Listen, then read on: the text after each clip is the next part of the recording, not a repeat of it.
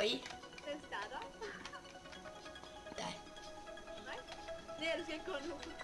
Jeg køber min rigtige navn.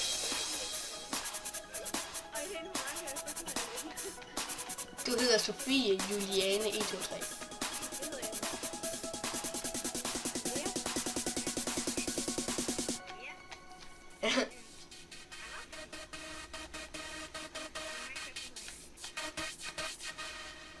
Lea X 26 27. Ja. Og jeg hedder Mikkel. Undskyld! Undskyld! Okay, jeg hedder Mikkel. Jeg er lige fyldt 12 i går, og inde på Minecraft hedder jeg lidt til Mikkel Vado.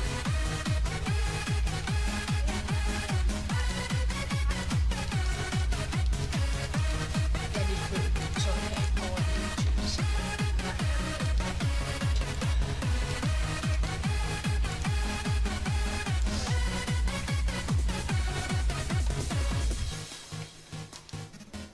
Mit kød. Ej, bare tag. Jo, vi deler det hele. Okay.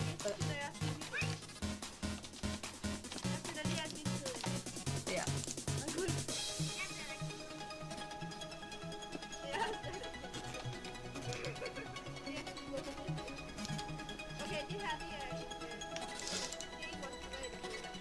Nej, det er en offentlig server, og IP'en skal nok stå nede i beskrivelsen.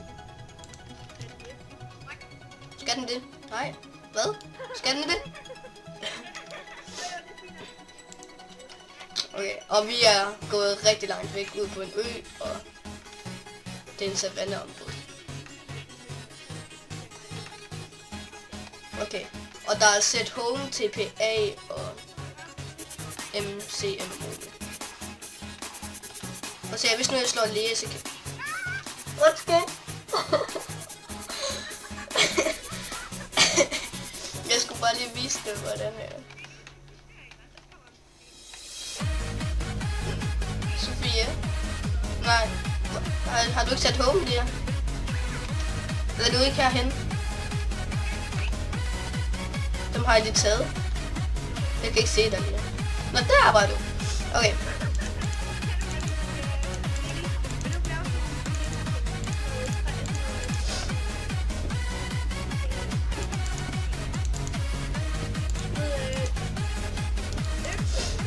Nå, jo, okay. Start ressourcer. Ja, præcis.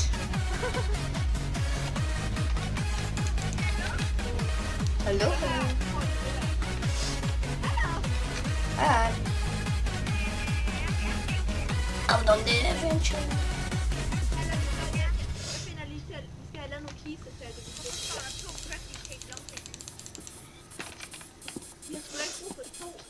Ej, nu fik jeg Jaha? Ja? hvorfor fanden har du det? Jeg havde det ekstra. Der er en endermand.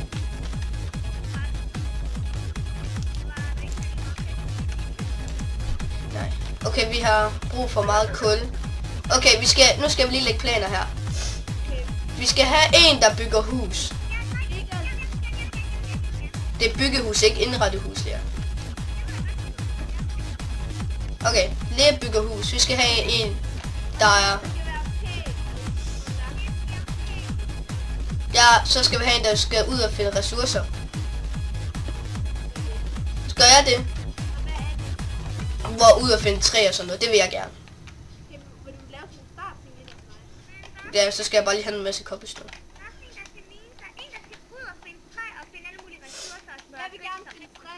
Nej, det må jeg. Vi skal også have en, der skal lave mad til os. Okay. Vi venter jo lige med at mine, det gør vi alle sammen.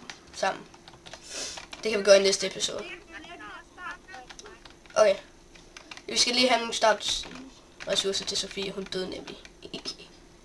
Og hvis bare lige vide det ikke, så er det Mikkel, han er en pige, som har juletøj på.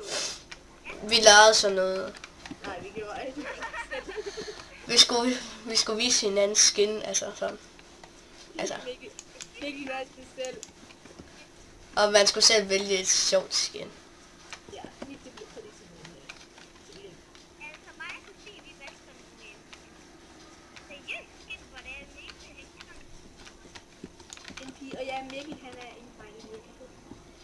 Det er sjovt nok, var.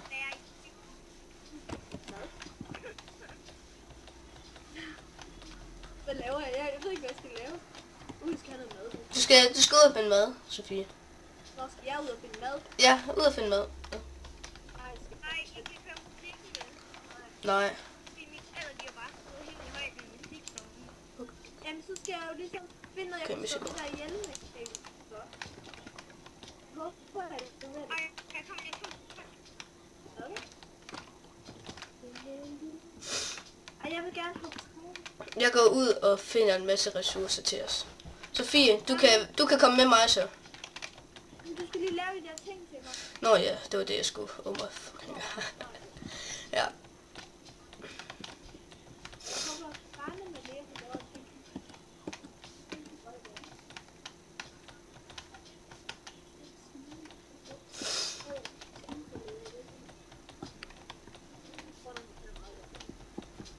Okay.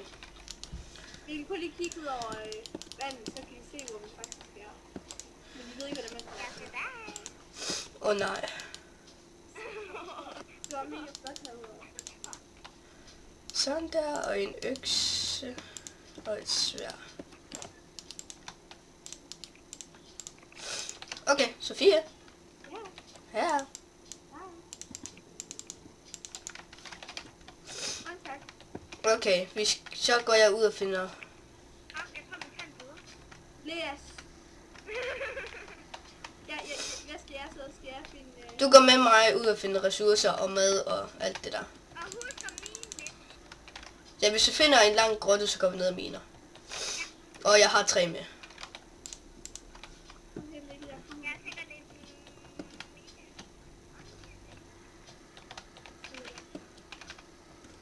Okay, jeg er med, Løjten. Hvad er det? Vi skal i hvert fald finde et sted, der er mange træer. Ja. Dum, dum, dum.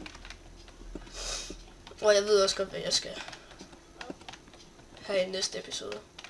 Så skal jeg lige have sat min frame rate op. FPS. Det er det, man bruger til at optage med. Lige nu optager jeg med 30, og jeg kan optage med 60. Hvor er du? Det var meget det lækker og sådan noget. Lægger det meget lige nu. Nej, slet ikke. Det lækker en lille smule. Det er meget let. Okay. Nej, der er masser af gris her. Fuck, det er flot det her sted egentlig. Åh nej. Ja, Det begynder at blive nat. Ej vel, fuck. det gør det ikke det. Og der er en ørken lige her, Sofie, som du elsker. Au! Undskyld. Mikkel, jeg tror, vi er nødt til at gå tilbage. Så vent til i morgen. Okay. Så skal vi lige sove, så sover vi lige. Hvor er det hen? Vi burde tage vores seng med os, bare sove der, hvor vi er. Men, Jeg skriver skråstræk på det er det, men altså, hvor lang tid skal vores video være? Skal det ikke være... Sov. Det burde vi ikke snakke om nu. Nej. Vi er allerede optager.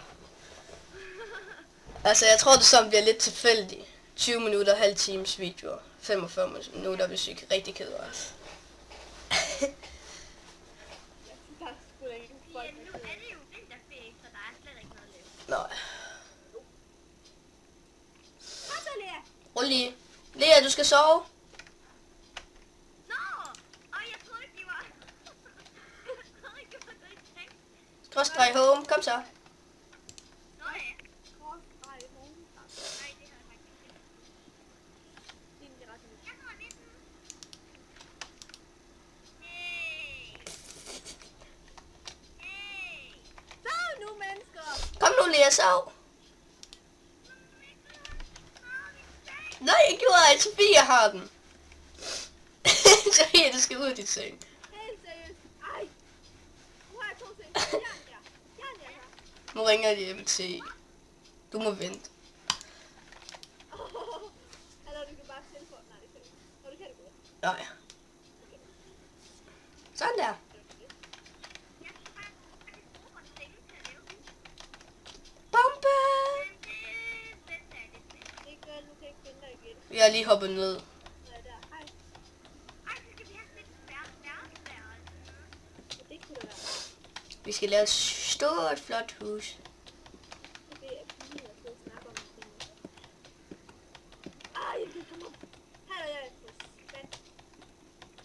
Hej. Det gør Okay, der er en masse kul her. Åh, Lige her. Der er lidt kul her.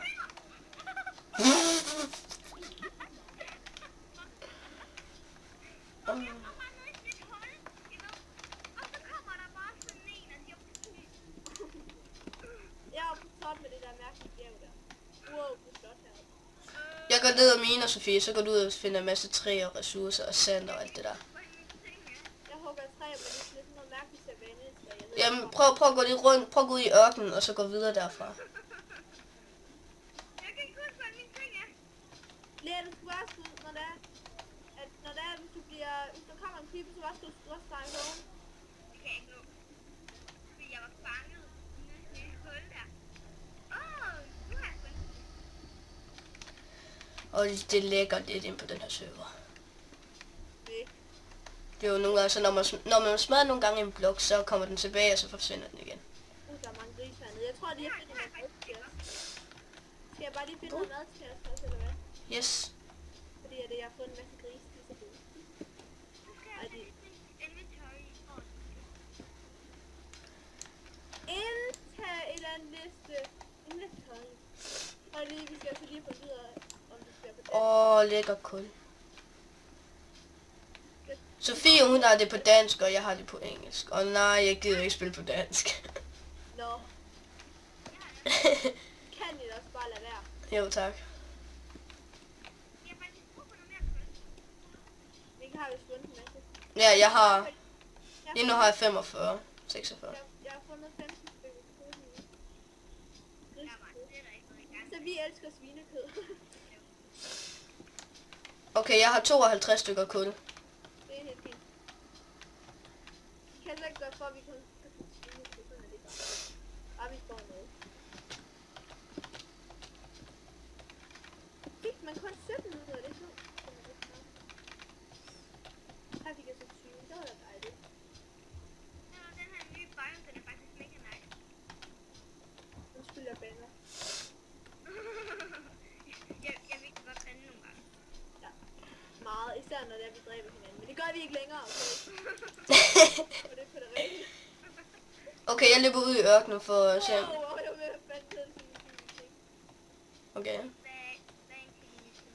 Sådan en ting. No die.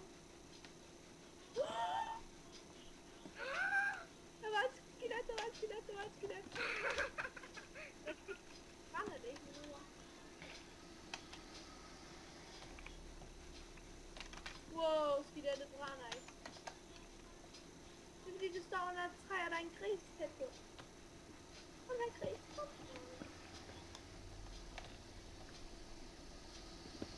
Åh.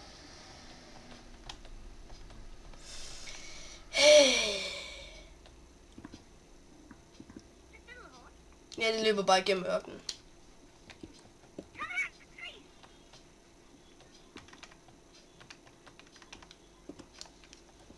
Jeg har faktisk ikke lyd på min Minecraft. Det er jeg heller ikke. Dun, dun. Wow, hallo, prøv lige at komme her til mig en anden. Hvorfor? Der er sådan et skelet under et træ. Sukkerrør.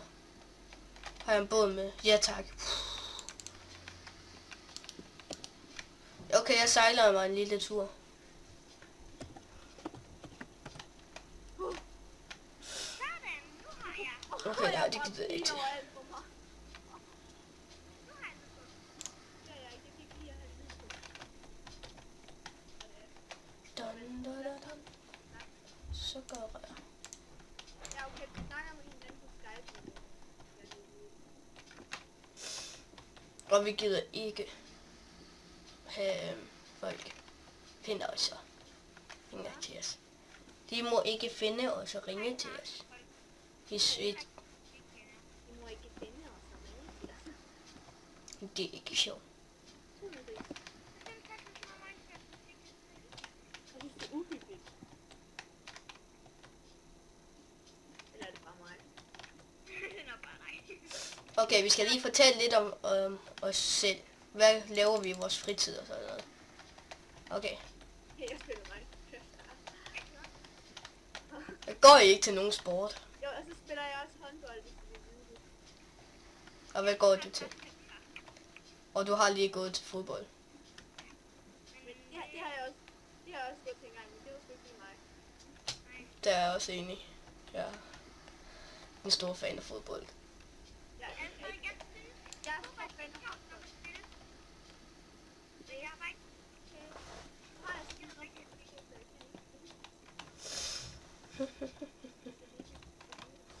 Kæft, det kedede bare lidt.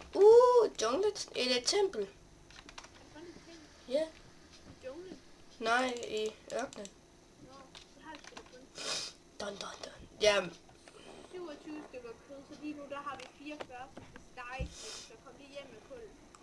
vent. Jeg skal lige have en. Okay. What? Ej, det er sådan noget, det der nye ørkentræ, det er sådan helt orange, det er sådan knap. Der er ikke nogen, der har været hernede før. Ej, net. Nu kommer der nogen. Hej, Torben. Hej, Hvad så? jeg skal bare høre, om du er ved at få ondt i røven. Hvorfor? Hvorfor det? Sidde så lang tid som du. Nej. Er det fedt tastatur, eller hvad? Ja. Det er ikke dårligt. Nej. Får du noget at spise? Hvad nu, Torben? Hvad venter Du skal bare ikke se, om du har snydt her. Og den 23. 24. er ikke åbnet endnu. Nej. Så er vi dygtige. Wow. Ligesom Magnus, hans chokoladehus, den har jeg tæmt. Den er plyndret. Ja. Men ikke engang chokoladen. Det må jeg sige. Imponerende. Hvad er det her? Nej. Jeg har lige lavet sådan 5-6 kister, ikke også? Og der står... Kan du fortsat hygge dig? Jo, jeg skal prøve. Når lige når man kommer... Og så er forstyrrelsen væk igen. Ja, han kom med i video. Jeg klipper bare i det. Så han er væk. man kan sagtens lide. Hold kæft, der er noget junk i de her kister. Der er 4 kister med. Enchanting book med smite EV og projectile protection. EV. Dernede i den der kiste, eller bag til. Okay, vent. Jeg skal lige op hernede fra. Dun. Hvordan? Okay. Hov. Jo, det er ikke sjovt. Okay.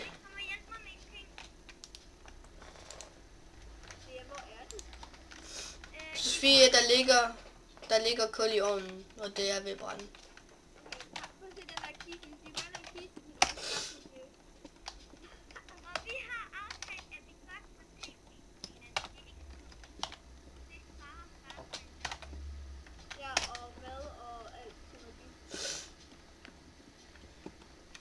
Jeg har kun 2,5 liv tilbage. Hvordan får jeg flere?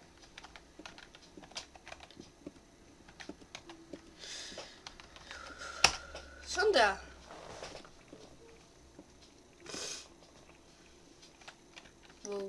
Wow. Hvor er du henne? Er det her, vores hus skal være? God udsigt.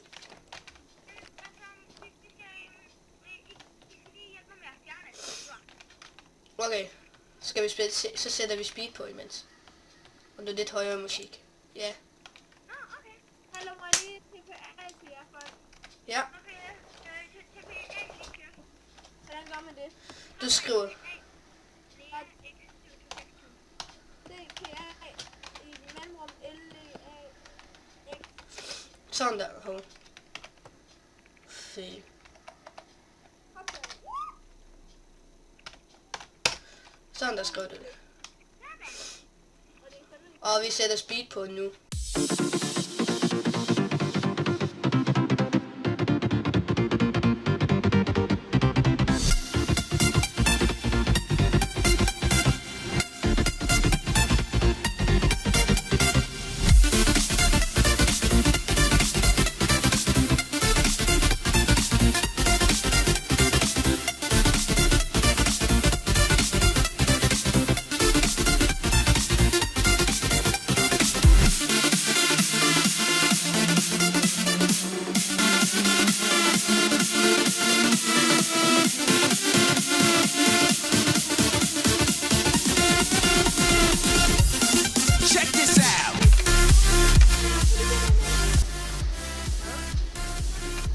Hvad er der?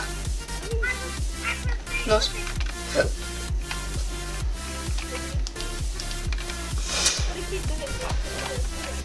Ja. Se, og nu er solen væk. Hallo, hvor er vores senge?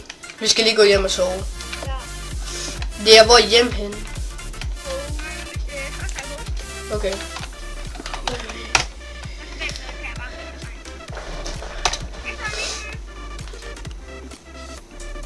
Jeg ligger i sengen.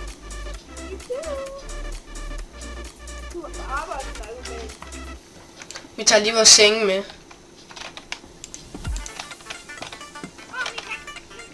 Jeg må ikke skrive. Oh my god, hvor gay. Jeg er der. Hallo, jeg er der. Det gør vi bare. Altså, jeg er der hen og fjerne ting igen.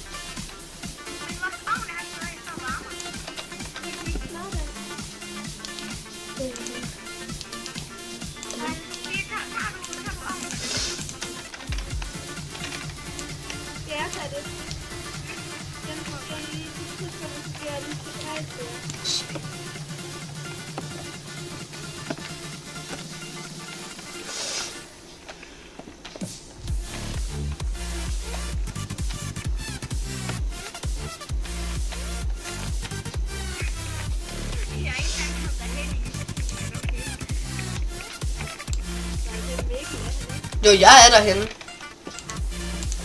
Det skal bare skråstreg væk. Fucking gay. Ja. Yeah. Ej, nu er jeg tilbage. Nu er jeg tilbage til det andet. Det er bare at skrive skråstreg BACK. Det skal det jeg bare skrive så. Hey, der er et normalt træ her. Hvorfor skriver du bare skråstreg back?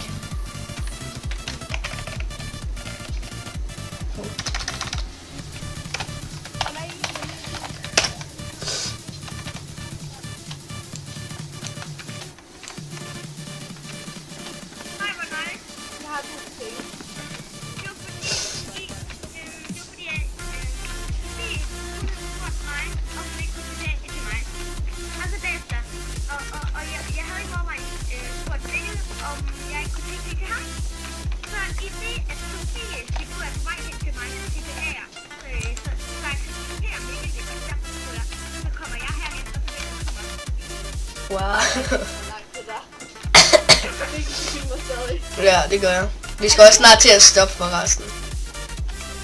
Ellers så tager det lang tid. En halv time snart.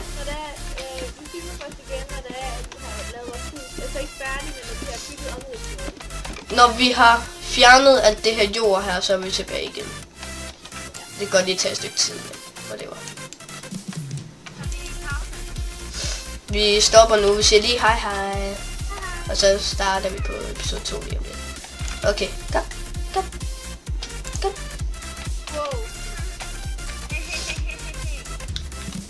Fie, kom.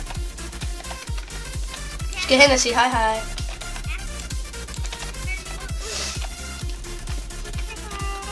Hej hej.